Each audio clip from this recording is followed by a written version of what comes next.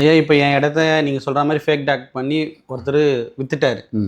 இப்போ அந்த இடத்த நான் எப்படி இங்கே மீட்டு எடுக்கிறது? ஃபேக் டாக்குமெண்ட் போட்டு வித்துட்டதுக்கப்புறம் அவர்கிட்ட வந்து அந்த இடம் வந்து நீங்கள் தான் ஒரிஜினல் ஓனருன்றதை வந்து நீங்கள் வந்து காவல்துறை மூலியமாக தான் அதை கம்ப்ளைண்ட் கொடுத்து இந்த மாதிரி என் டாக்குமெண்ட்டை இவர் வந்து கிரிமினல் வழக்கு தான் தொடரணும் அவர் மேலே. என் டாக்குமெண்ட் ஆனால் யாருன்னு தெரியாமல் எங்கேயோ அவர் ஃபேக் அட்ரஸ் போட்டு இந்த ஏரியாவிலே இல்லை, நம்ம ஊரை விட்டே தாண்டி எங்கேயோ எல்லையை தாண்டி போயிட்டாருன்னா அவரோட ட்ரேஸ் பண்ணிவிட்டு பார்த்தா என்டிசி தான், நாட் ட்ரேசபிள் சர்டிஃபிகேட் வாங்கி தான் அவர் வந்து ஃபேக்காக பண்ணிட்டு போயிட்டாருன்றதை வந்து நம்ம வந்து ரிஜிஸ்டார்ட் மனு கொடுத்து அதை வந்து ஃபார்வர்ட் பண்ணி டிஸ்ட்ரிக்ட் ரிஜிஸ்டார் பார்த்து அதை வந்து அவங்க திருப்பியும் வந்து பதிவுத்துறை அலுவலகத்துக்கு தான் அனுப்புவாங்க.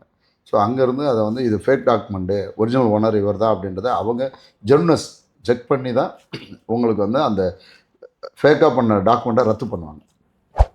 ஐயா இப்போ பார்த்தீங்கன்னா நீங்கள் சர்வர் ஃபீல்டுலேருந்து இவ்வளோ நாள் அனுபவத்தில் இருக்கிறதுனால பெரும்பாலும் பார்த்தீங்கன்னா இடம் வாங்குறதுல அதில் வருமானம் வருமா அப்படிங்கிற மோட்டிவில் தான் எல்லாரும் வாங்குவாங்க. அது பார்த்தீங்கன்னா சாலை ஓரம் இருக்கிற இடங்களை நிறைய பேர் வாங்குவாங்க. சாலை ஓரங்கள் இருக்கிற இடங்களை அதிகப்படுத்தும் போது அந்த இடங்கள் போகும். அதுக்கான மானியங்கள் எப்படி கொடுப்பாங்க? உங்களுக்கு அந்த மானியங்கள் போய் சேருமா? அரசு தரப்பில் வந்து உங்கள் நிலத்தை வந்து தேவைக்காக வேண்டி எப்போ வேணாலும் எடுக்கலாம். அது எந்த இடமா இருந்தாலும்.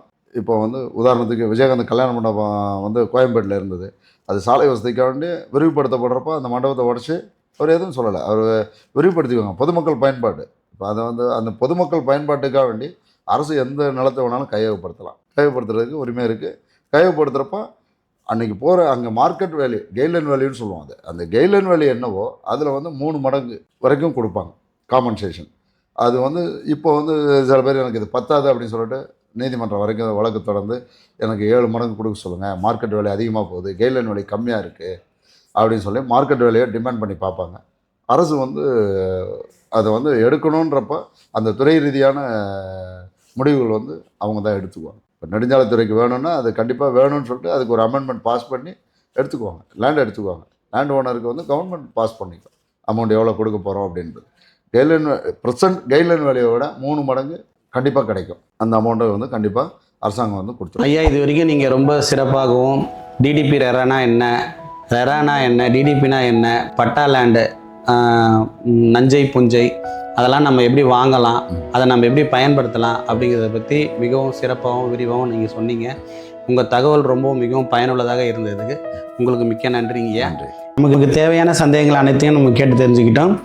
இன்னொரு தகவலோட மீண்டும் சந்திப்போம். நன்றி, வணக்கம்.